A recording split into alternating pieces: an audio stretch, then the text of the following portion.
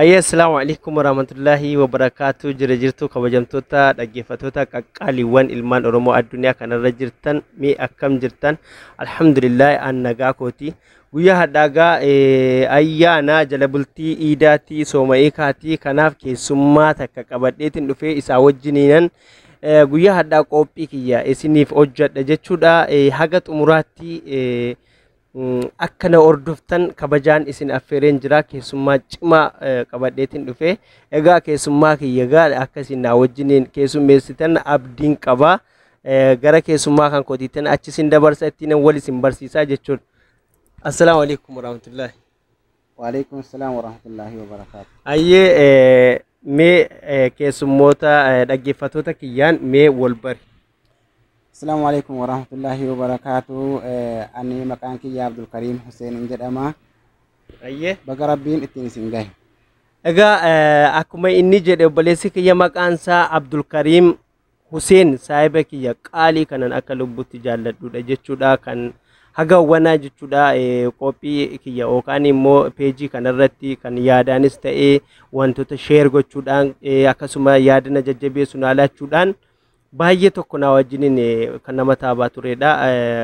Gamanumaan ulfaadhu jazaakair guddaa galatoomiin siin jedha obboleessa kiyya qaalii. Egaa akkasumaan mee haalli ayyaana sooma'ee yookaan jala bultiin kun maal fakkaata? Haala kami mee qophiin ati itti jirtu akkasuma immoo maal fakkaata haalli gammachuu haalli itti jiramu? Alhamdulillahi rabbil alamin wallahi baay'ee gaariidha. Haaluma dhukkubichuma kanarraan kan hafe bareedaa yaaddoo dhukkubarraa kan hafe yaaddoodhuma dhukkubarraa kan hafe gaariidhuma alhamdulillahi rabbil alamin. Alhamdulillah nulleen akkas egaa baay'ee tokko nuti tolee jira. Yaada baramaa dhukkuba baraa kanarraa kan hafe wallahi namuutu bakka jirutti du'aa godhaa yaada dhukkubaa malee rakkina biraa yaa'u wanti jiru hin jiru jedheetiin amana isin biraayis inshallah. Egaa guyyaa hadhaa wal duraa duubaan walirkaa fuuchuudhaan jechuudha saahiba kiyya wajjiniin qophii kiyya haga dhumaatti kan isiniif dhiyeessinu ta'a. Amma sirra deebinee haga xumuraatti nu hordofaa jenna. Gamanumaan namoonni jechuudha peejii kanaaf haariya taatan baga nagaan dhuftanii Abuliinaa Tuub jechuudhaan keessa seenaati subscribe gochuudhaan faamilii keenya ta'a. Oduu haariyaa informationii dhugaa irratti hundaa'e irratti hojjetaa jirra waan ta'eef keessatti waa'ee dhukkuba baranaa kana waa'ee koronaa vaayirasii yookaan koronaa COVID-19 jechuudha information dhugaa irratti hundaa'e jechuudha isiniif dabarsina guyyaarraa. Kanaaf kottaa faamilii taanaa akkasuma share yoo isinitti tole like gochuudhaan nu jajjabeessaa isiniin jenna. Amma kallattiidhaan gara qophii keenya guyyaa hadhaa jechuudha isiniif achitti isin dabarsina. Inni sigaa kan nuti ilaallu koronaa vaayirasiin jechuudha akkuma isin beektan guutuu addunyaa kanarratti haalaan dabalaa haalaan cimaa deemaa jira. Kanaaf nutis haga dandeettii keenyaa jechuudha guutuu alamaa isiniif kan guutuu biyyoota alamaa kan isiniif dhiyeessine jechuun in ulfaata keessaa muraasa haga ta'e akkasumni haga dandeenyu jechuudha. Haga dandeenyu fakkeenya biyyoota sadarkaa qabatanii jiran akkuma nama dura isinii dhiyeessu jechuudha. Sadarkaa tokko haga 10 warra jiran isin biraan kan geenyu ta'a. Akkasuma kan biyya Arabaa kanarraayis xiqqoo gaggabaabsinee kan isiniif dhiyeessinu ta'a. Akkasuma immoo dhumarratti kan biyya keenyaa fi naannoo biyya keenyaa fakkeenya Egypti, Suudaan, Soomaaliyaa, Eertiraa, Keeniyaa fi akkasuma gaggabaabsinee kan isin biraan geenyu ta'a jechuudha. Kun akka ijootti kan isinii kaasedha. Haga xumuraatti amma sirra deebinee nu hordofaa isiniin jenna. Eid Mubaarak. Alaynaa wa alayk. Inshallah gaa amma akkuma isin beektan guutuun jechuudha akkuma dabaletti jira. Fakkeenyaaf lama kanarratti namoota meeqatu lakkoofsa meeqarra jira guutuun namoota vaayirasii kanaan qabamanii jiranii lakkoofsi isaanii hagam ga'ee jira kan jedhu ilaalla. Ittaanee namoonni ammas dhukkuba kanaan lubbuu dhaban hagawwanaatti meeqa qaqqabee jira akkasuma namoonni dhukkuba kanarraa immoo dandamatanii faamilii isaaniitti makaman lakkoofsi isaanii meeqa qaqqabee jira kan jedhu ilaallee gara tarree tokko haga 10tti dabarraa jechuudha. Egaa akka guutuu addunyaatti jechuudha haga guyyaa hadhaatti namoonni vaayirasii kanaa wajji jiraataa jiran nam miliyoona 5 fi 200,000 fi 81 fi 560 afur qaqqabee jira.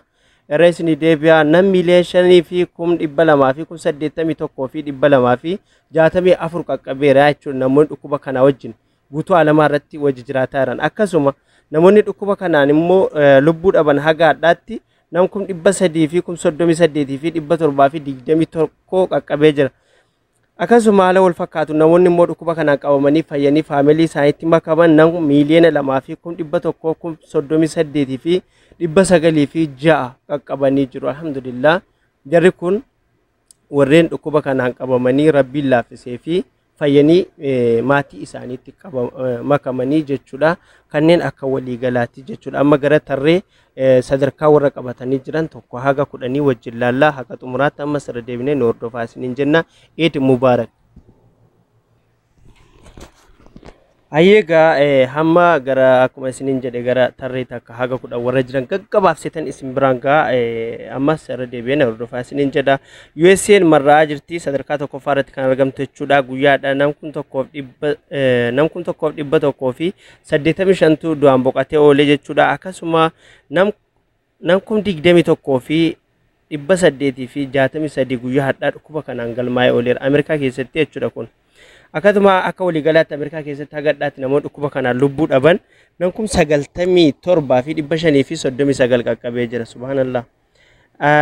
Akka waliigalaatti biyya Ameerikaatti namoonni dhukkuba kanaan qabamanii jiran jechuudha. Nam miliyoona takkaaf 200 fi 42 fi 765 qaqqabeera. Kanaan sadarkaa tokkoffaa irratti argamte jechuudha Ameerikaan. Ruusiyaan sadarkaa lammaffaa irratti kan argamtu guyyaadha nam 150tu du'aan boqate. Akkasuma nam 8,800 fi 800 fi 94 guyyaadha dhukkuba kanaan galmaa'ee oole. Biyya Ruusiyaa keessatti haga hadhaatti namni balaa dhukkuba kanaatiin lubbuu dhabee akka waliigalaatti jechuudha. Nama 3,200 fi 200 fi nam 3,200 fi 249. Akkasuma namoonni biyya Ruusiyaatti dhukkuba kanaa wajji jiraataa jiran jechuudha. Nam 300 fi 26 fi 400 fi 48 sadarkaa lammaffaa irratti argamti. Biraazil sadarkaa sadaffaa irratti kan argamtu guyyaa hadhaa nam 400 fi 59 du'aan boqatee oole. Akkasuma biyya Biraazilitti guyyaa hadhaa nama 8,000 fi 100 fi 48tu dhukkuba kanaan galmaa'ee oole jechuudha. Biraazil keessatti haga hadhaatti namoonni dhukkuba kanaan lubbuu dhaban nam 20 fi 500 fi 41 qaqqabee jira. Akkasuma namoonni dhukkuba kanaa wajji jiraataa jiran nam 300 fi 19 fi 69 sadarkaa sadaffaa irratti argamti. Ispeen sadarkaa afuraffaa irratti kan argamtu guyyaa hadhaa biyya Ispeenitti nama 688 du'aan boqatee oole. Akkasuma nam 1 fi 687 galmeessitee oolte jechuudha. Akka waliigalaatti biyya Ispeen keessatti namoonni du'aan boqatan nama 28 fi 628 jechuudha. Ispeen keessatti dhukkuba kanaa wajji namoonni jiraataa jiran nam 281 fi 904 sadarkaa afuraffaa irratti argamti. UK sadarkaa shanaffaa irratti kan argamtu guyyaadha nam 351 du'aan boqatee oole. Akkasuma nam 3,287 galmeessitee oolte jirti. Akkasuma biyya UK keessatti haga hadhaatti namoonni du'aan boqatan nam 36,393 qaqqabeera.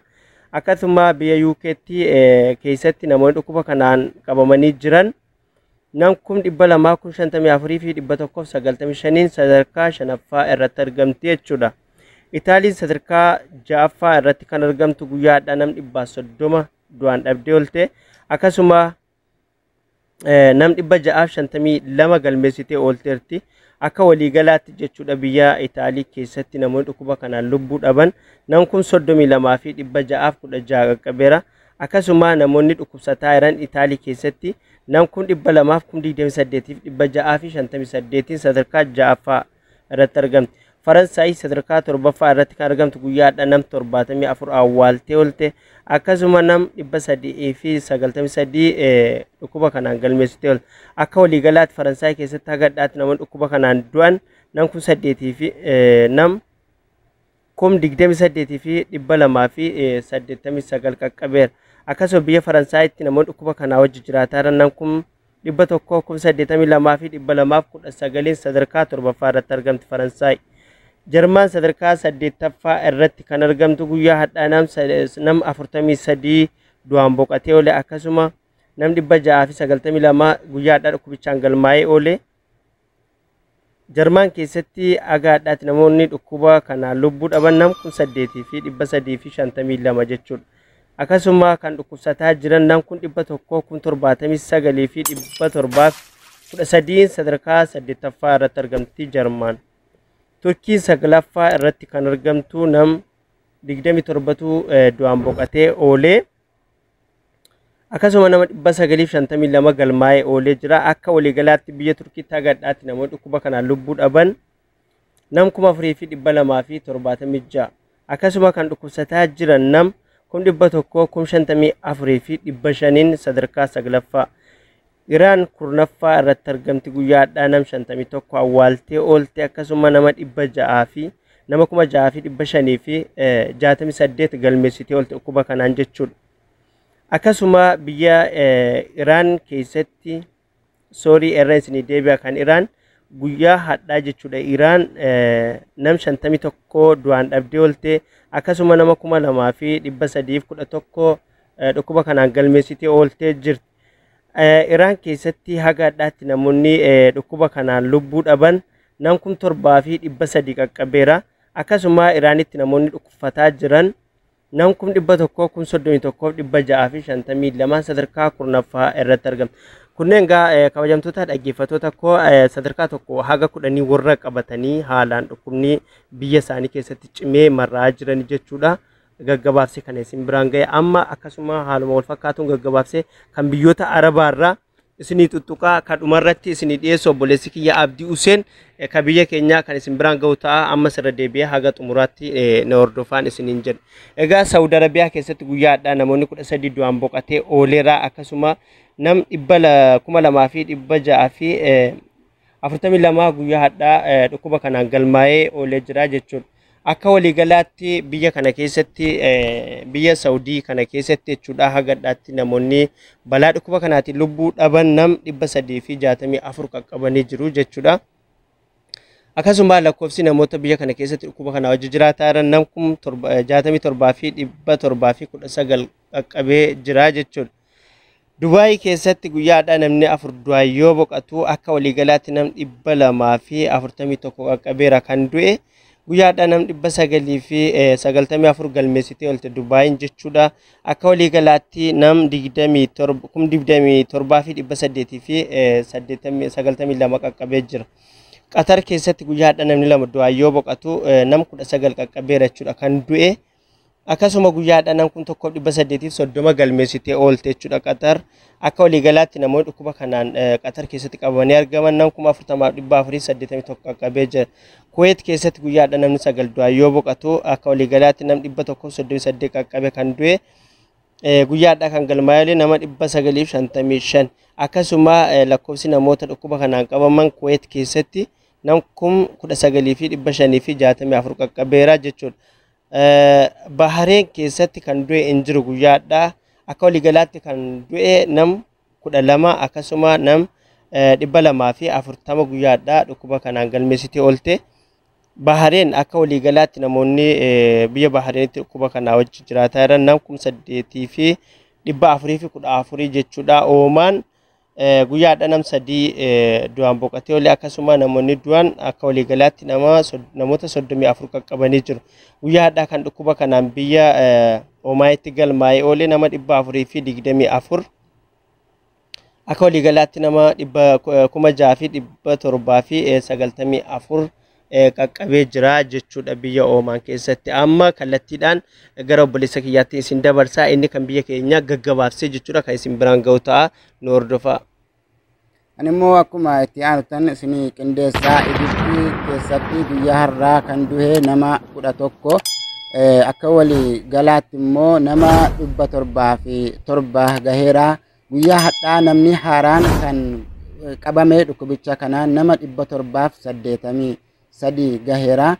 Akka walii galaatti immoo Igibsiin keessatti nama 15,786 gaheera. Suudaaniin keessatti guyyaa hadhaa kan du'e nama 16. Kan akka walii galaatti immoo kan du'e nama 137.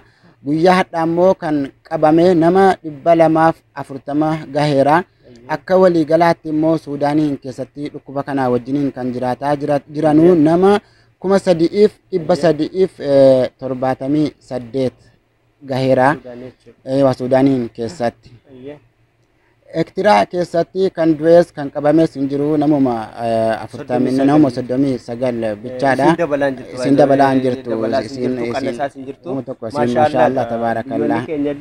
Osoo fakkeenya irraa fudhatanii dhugaa of eeggannoo akka ektiraa kanatti osoo of eeganii baay'ee natti tola akka kootti. Anallee akkuma kana baay'ee natti tola.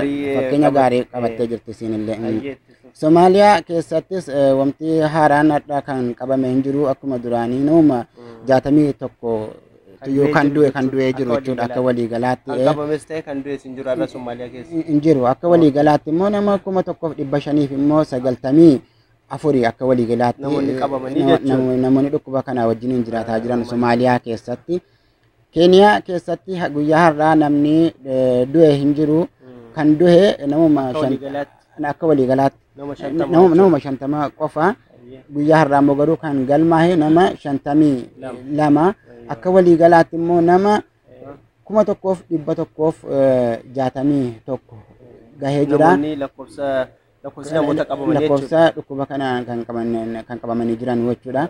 Itoophiyaa keessatti immoo hadha guyyaa har'aa kan du'e hin jiru kan lubbuudhaan boqotanii kan du'aan boqotanii jiran namuma 5 qofa.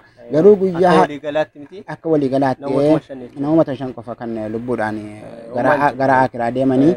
Guyyaa har'aa immoo kan qabaman nama 34 gahee jira. Akka walii galaatti immoo kan dhukkuba kanaan qabamanii jiran nama 433 gahee jira isiniin jedha.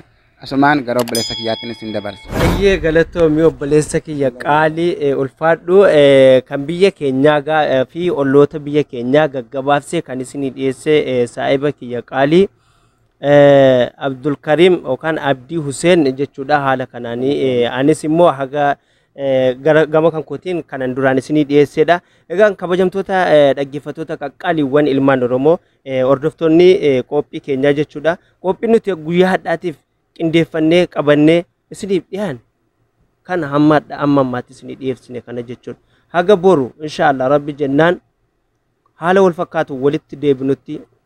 والسلام عليكم ورحمة الله وبركاته. عيد مبارك.